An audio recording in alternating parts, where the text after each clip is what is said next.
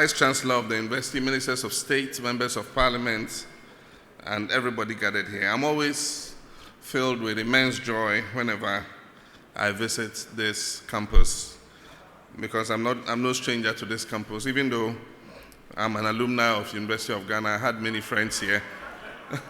I had many friends here in the University of Cape Coast, and I was a regular visitor. The University of Cape Coast, which is also referred to as the University of Competitive Choice. You think I didn't know that? Has a rich history backed by solid achievements in teaching, research, and development, business, among others. You have a number of accomplished alumni serving in several sectors in Ghana and abroad. And most importantly, you also have a present generation of promising future leaders who are ready to work hard to confront the challenges of today head-on with the vision to attaining higher heights tomorrow. I've had the benefit of working closely with some of your alumni and lecturers both in the past and now, and they've always proved to be people of dedication with a strong drive for excellence. This evening, let me acknowledge the hard work, dexterity, and efficiency of Professor Nana Jino-Poku-Agyeman,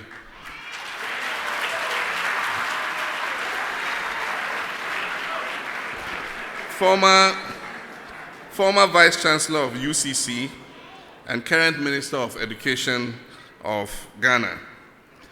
I followed her progress as the first female Vice-Chancellor in Ghana with great admiration. I next met her as one of my inquisitors at the presidential debates in 2012. Today, under her watch, our education system is making significant progress. Let me also evoke the glorious days of the late Professor Kofi Nyedevu Awuno on this campus. He was a linguistic purist, a diplomat, and a politician, not forgetting the versatility of Mr. Kofi Totobi-Kwache, former Minister of Information and also former Minister of National Security. There are indeed many more alumni, too numerous to mention. In fact, many products of this great institution, not as well known, but forming a significant part of Ghana's transformational story, are also found in all spheres of our national life. One of such unknown and unsung heroes is a young man, Maxwell Sampson, who hails from Cape Coast. Maxwell attended Mfansipim Senior High School and made a good choice because he proceeded to the University of Cape Coast and graduated with a Bachelor of Science degree in Physical Science in the year 2005. While in school, he began to nurture the idea of starting his own business after school. When he graduated, he began to put his dream into action and undertook a professional diploma course in sales and marketing in the year 2006. After conducting a market survey and identifying gaps he believed he could fill, Maxwell developed an interest in starting a business within the agro-based value chain. His business idea was to process and package varied kinds of fish and seafood for onward supply to hotels, restaurants, and supermarkets. With his own savings and contribution from friends and family, he began Finger Licking Food Processing Limited from his home kitchen. As his business expanded, he needed an extra injection of capital, but his approach to various commercial banks elicited a negative response due to his inability to provide appropriate collateral and fulfill other stringent preconditions. But Maxwell will not take no for an answer.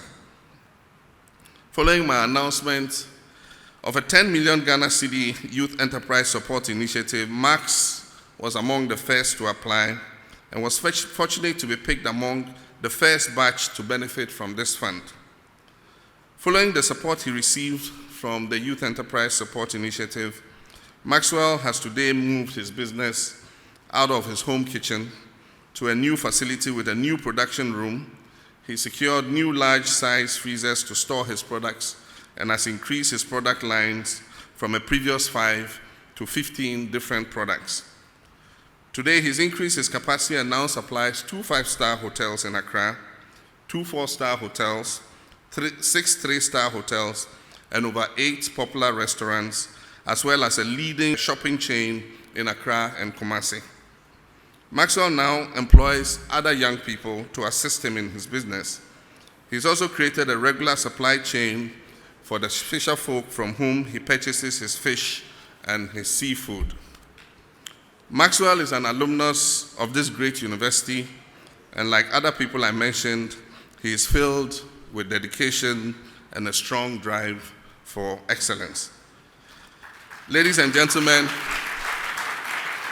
I believe Maxwell is here tonight, not just because he's an alumnus of this university, but also he's my guest, along with several other beneficiaries of the YES initiative who receive training and funding support to either initiate or expand their existing business. Maxwell, congratulations. Their story is shared by over 40,000 businesses who have, over the last few years, received various forms of funding from the Skills Development Fund being implemented by the COTVET, that's Council for Technical and Vocational Education Training under the Ministry of Education. Again, the success story of Max is shared by the beneficiaries of over 245 million Ghana cedis disbursed by the Export Development and Agricultural Investment Fund, EDIFE, to more than 125 different projects in the pharmaceutical, rice, shea nuts, livestock, poultry, and textile industries.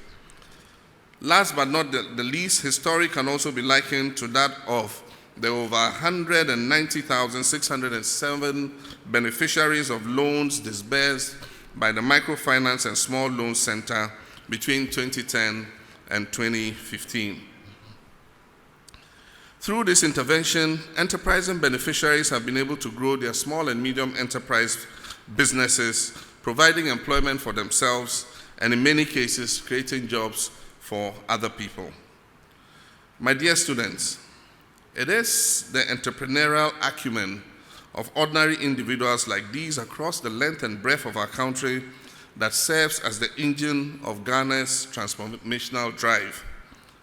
Indeed, all the blue chip companies like Microsoft, Apple, Mitsubishi, and other well-known brands started as small individual or family-owned enterprises. As Ghana strives to emerge as a middle-income country, creating a life of dignity and prosperity for our people, the topic of tonight's address becomes all the more relevant: rising opportunities, entrepreneurship, and a changing Ghana. The structure of my presentation will be to position Ghana's journey of development in its proper historical context, consistent with the concept of historical materialism, which states in effect that, and I quote, "To know the present, we must look into the past, and to know the future, we must look into the past and the present." By adopting this method with relevant and supporting facts and figures, we can be assured that the conclusions that will be drawn will not be distorted by subjective opinions and biases. Secondly, I'll indicate some of the opportunities available in a changing Ghana, as stated already. And last but not the least, I'll end on how others have embraced opportunities available for entrepreneurial development. With this, I urge you to join the job creation movement with a view to creating more jobs for young people, enhancing disposable incomes, and advancing the agenda for transformation, which is already changing lives and transforming Ghana. The debate on what constitutes development has raged on the international scene for decades. Most of these debates have been initiated by governments, international non-governmental organizations, and agencies such as the World Bank, the United Nations, and even academics. In Ghana, the question of development is topical and continues to be discussed on a daily basis among various segments of our society, on television and radio, in our homes, in your halls of residence and hostels, institutions, at our places of work and worship, among others, by rural dwellers, by urbanites, youth, and scholars of different ideological persuasion and disciplines.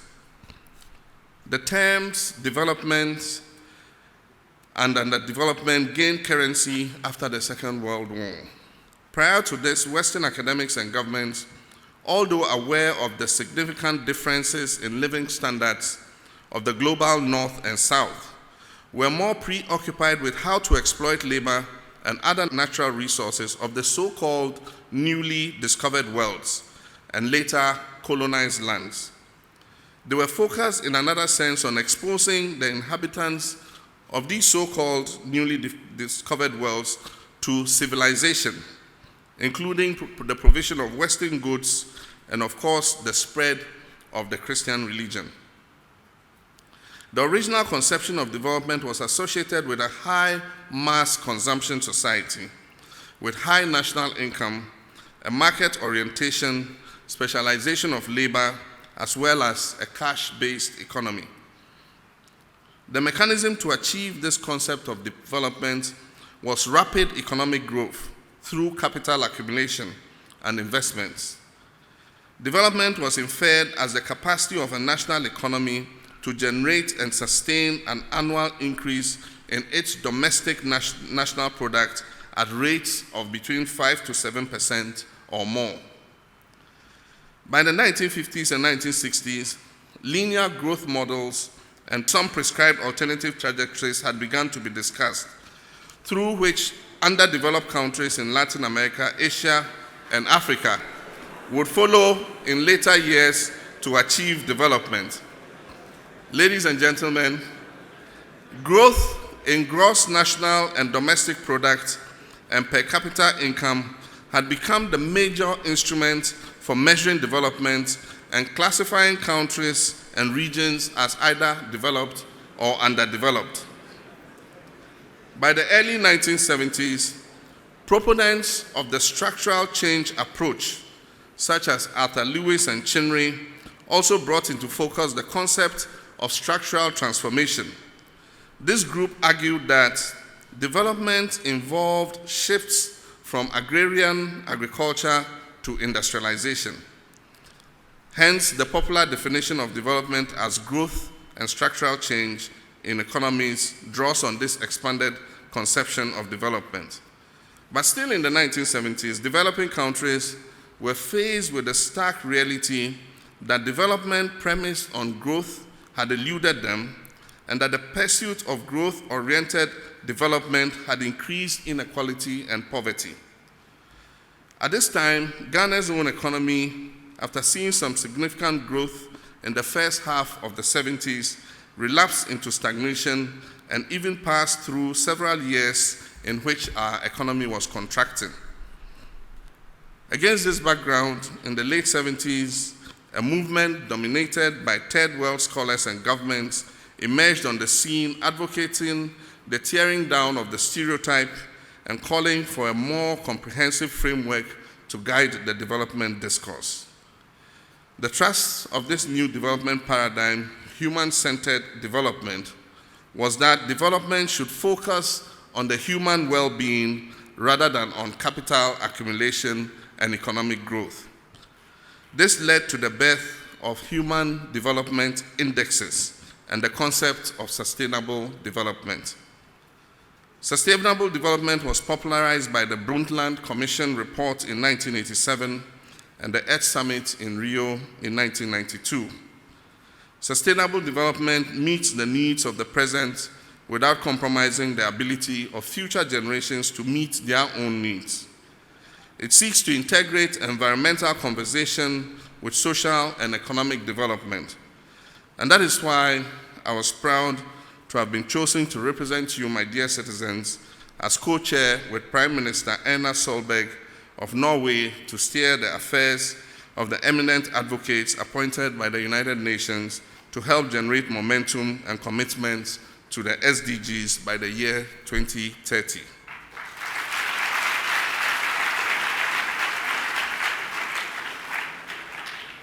From the narrative I have made so far, it is clear that development is multidimensional and consists of economic, social, political, institutional, and environmental aspects. It is in this light that I've attempted to summarize Ghana's development since 1992 with a view to situate our performance in time and space. I'll save the political and institutional for another day. Ghana's economy has experienced varying degrees of positive growth over the past 2 decades under a stable democracy. Our economic development can be looked at under 3 eras, namely the period of structural adjustment, then the period of growth and poverty reduction, and now our recent quest to transform the structure of our economy. Although multi-party democracy was established in 1992, Ghana was still under a structural adjustment program. The Economic Recovery Program, as it was called, ERP, with its medium economic policy dominated by export-led strategies and fundamental change of government role in economic activity from that of an owner to a facilitator. To drive this agenda, a number of initiatives were implemented under the ERP, including the Export Credit Guarantee Scheme worth $51 million, the Medium-Term Plan for Non-Traditional Export Development, and the establishment of the Ghana Free Zones Board. The period also saw significantly the withdrawal of subsidies on agriculture, on healthcare, and education. The concepts of cost sharing, cash and carry were introduced at this period. To cushion the new class of vulnerable people who had slipped into poverty as a result of structural adjustment, the first round of social intervention or social protection schemes was introduced. And one that is very famous and is quite well known was known as PAMSCAD. It's a program of action to mitigate the social cost of adjustment, PAMSCAD. And I remember when we were investing, if you needed a little help from your friend, you say, "Oh, Charlie, can you spare me some small PAMSCAD?" Okay. Officially, the Economic Recovery Program ended in 1996. Attempts at long-term development planning under the Fourth Republic started in 1995 with the launch of Ghana's Vision 2020 to become a middle-income country. Vision 2020 was to be implemented in a series of 5-year medium-term plans.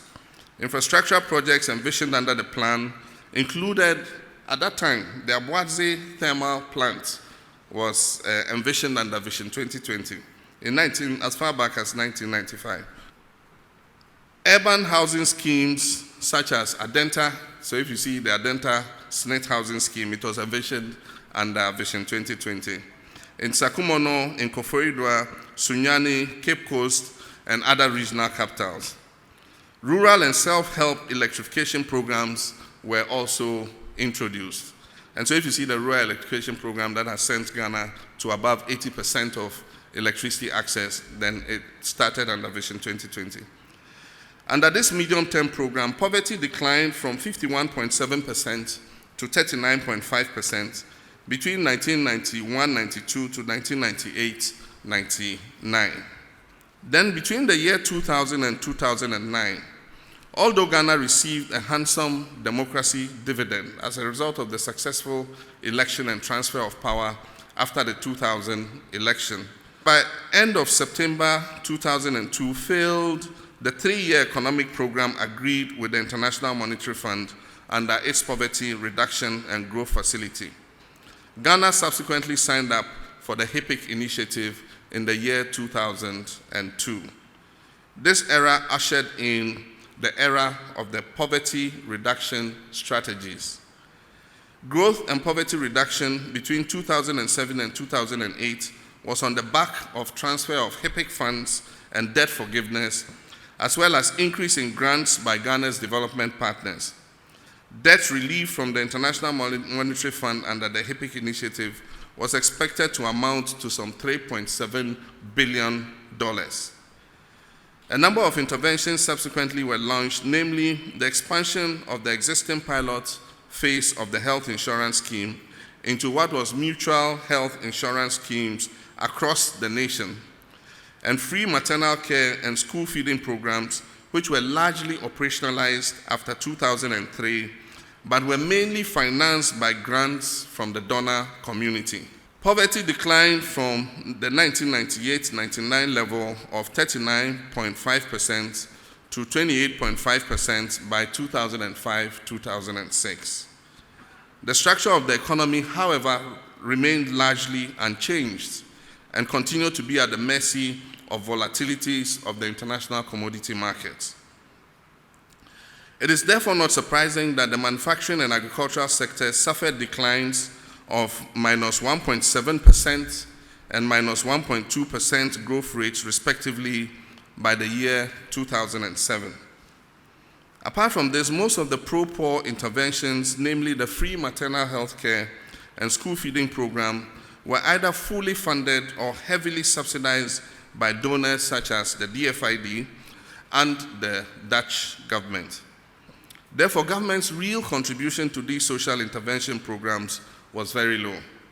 Ghana's development agenda post-2008 was guided by the Better Ghana agenda under His Excellency Professor John Evans Atta Mills of blessed memory, a son of the Central Region and my father and mentor.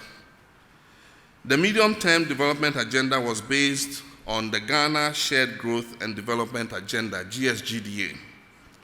Development under this vision was pillared on people or human-centered development, economic growth for jobs, equitable sharing of the fruits of growth, infrastructural development, and transparent and accountable governance.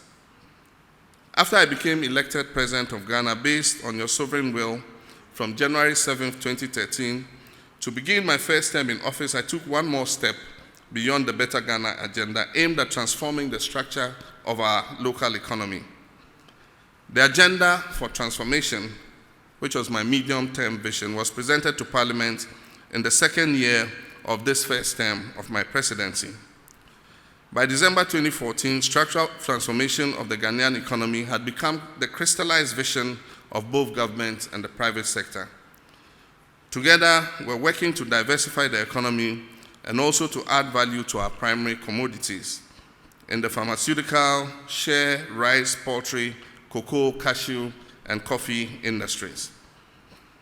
Ladies and gentlemen, it is worth mentioning that in 2011, Ghana began the exploitation of oil in commercial quantities.